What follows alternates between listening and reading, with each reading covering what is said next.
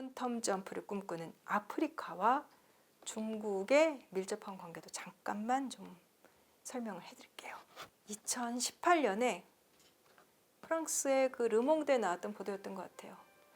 이 아프리카 연합, 그러니까 AU라고 불리는 이제 아프리카 국가들의 이제 연합체, 이 본부가 에티오피아 수도 아디스아바바에 있습니다. 근데 그때 프랑스 언론이 중국이 아프리카 연합 본부를 정탐했다, 들통났다 이런 보도를 했습니다. 그러니까 내용이 어떤 거였냐면 한 2012년인가 아프리카 연합이 그때 본부 건물을 새로 지었어요. 근데 그때 짓는 건설 예산의 상당액을 중국에 기부를 했었어요. 그리고 중국의 그 설비 회사 화웨이가 아프리카 연합 본부 건물에 통신 설비를 공사를 했어요. 그러니까 그러면서 그때부터 중국이 이제 감청을 했다, 정보 수집을 했다. 그래서 뒤늦게 아프리카 연합이 이걸 알고서 2017년에 서버를 바꿨다. 이렇게 프랑스 언론이 이제 중국을 겨냥한 보도를 했습니다. 근데 그때 아프리카 연합의 집행위원장이 거짓말이다. 완전히 날조된 거짓 선동이다. 그러면서 반대로 화웨이 편을 들었어요. 그리고 실제로 당시 아프리카 연합이 화웨이하고 뭐 여러 분야에서 뭐 클라우드 컴퓨팅이라든가 사물 인터넷이라든가 인공지능 등등 화웨이랑 오히려 협력 기간을 더 늘리는 양해각서를 체결했습니다. 아프리카 중부의 우간다로 가볼게요.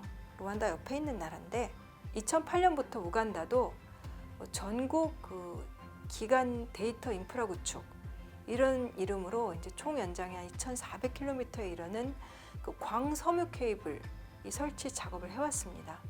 제가 사실 이번에 루안다를 방문하면서 이제 우간다에도 사실 우간다에 더 긴 기간에 머물렀는데 우간다에서 이렇게 차 타고 돌아다니는 동안에 이제 관광하기 위해서 차 타고 다니는 동안에 저 막 보조 배터리 이런 거 갖고 가고 그랬었거든요.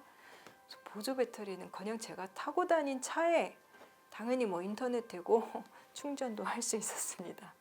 아무튼 이 우간다에 이 통신망 설치하는 거 중국 수출입은행이 이 사업에 돈을 댔고 화웨이가 사업을 맡았었거든요.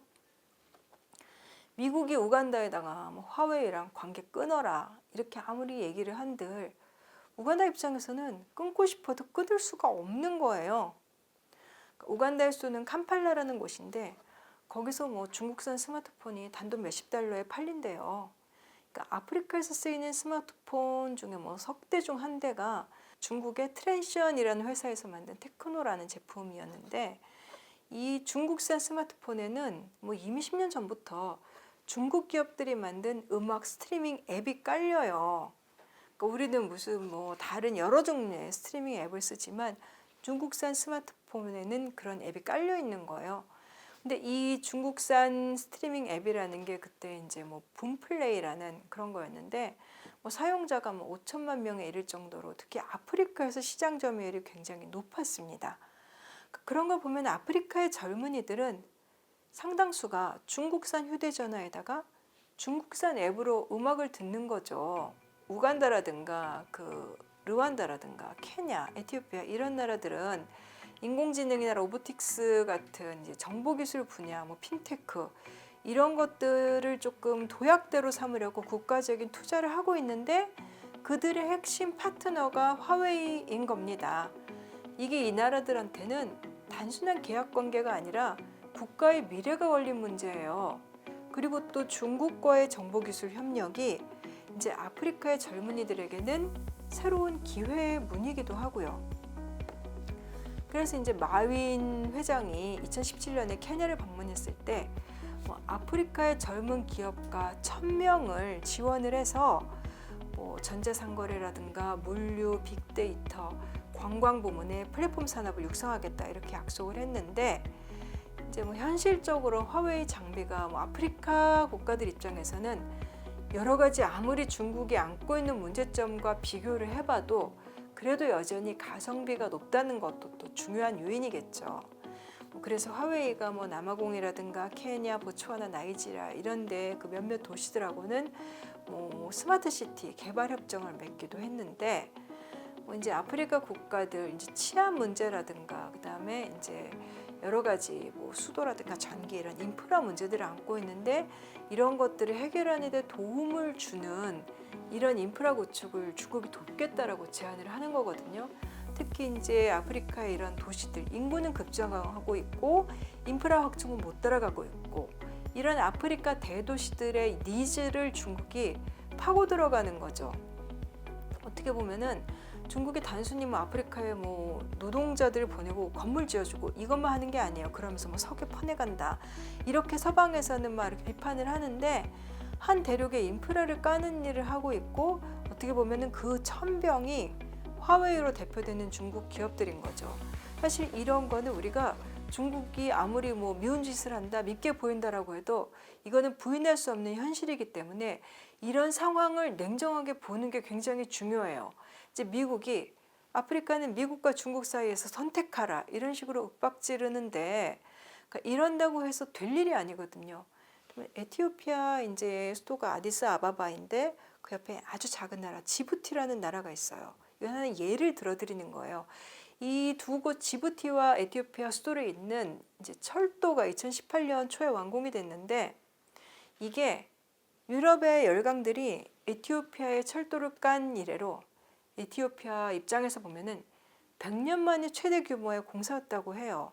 근데 이때 건설 비용의 절반 이상을 중국 수출입은행이 빌려줬어요. 중국 건설회사들이 철기를 깔았어요. 그리고 중국의 철도 차량을 들여왔고 중국의 철도회사가 운영을 맡았어요. 그래서 이 두 곳을 이동하는데 뭐 이틀이 걸렸는데 12시간으로 줄였다는 거예요. 중국이 이제 뭐 아프리카 최초의 전기 철도 시스템이라는 그 아디스아바바의 경전철도 중국이 완공한 거고.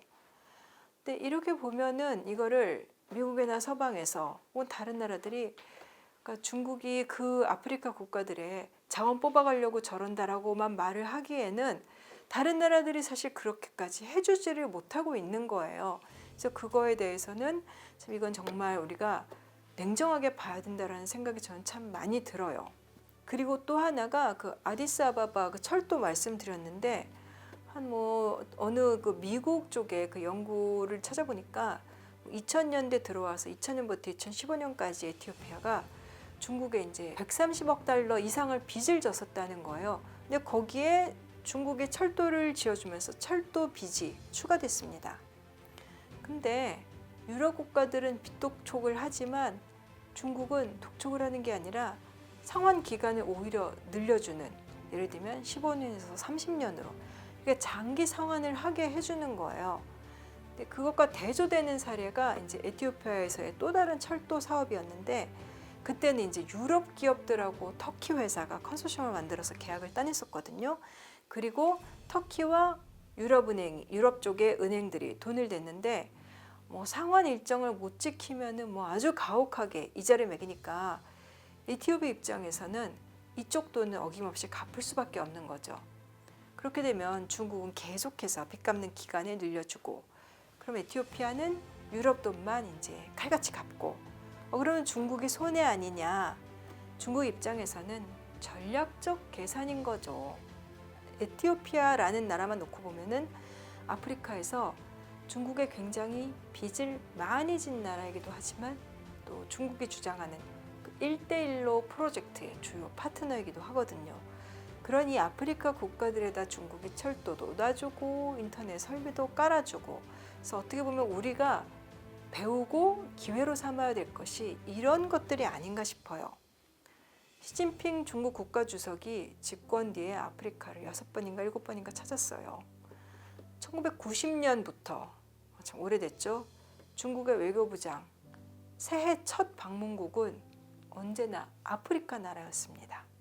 100세 시대는 옛말, 이제는 120세 시대를 준비해야 합니다. 여러분은 어떤 준비를 하고 계신가요? 나의 미래를 단단하게 만드는 가장 현실적인 세 가지 도구가 준비된 자만이 더 나은 미래의 주인이 될 수 있습니다. 흔들리지 않는 미래를 위한 인생 전략, 지금 만나보세요.